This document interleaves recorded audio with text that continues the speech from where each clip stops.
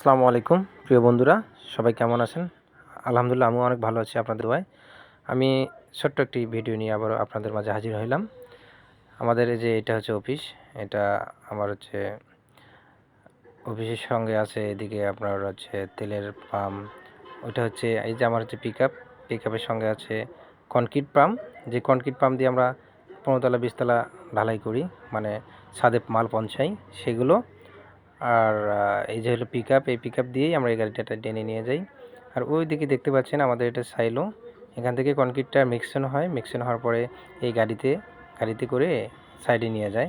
আর এটা হচ্ছে আমাদের পিচ অ্যাসফাল্ট, আমরা যে রাস্তা পিচ ঢালাই করি সেটা এখান থেকেই মিক্সন হয়, মিক্সন হওয়ার পরে বিভিন্ন রাস্তা আমরা ঢালাই করি। তো ধন্যবাদ বন্ধুরা তখন আমার সঙ্গে থাকার জন্য।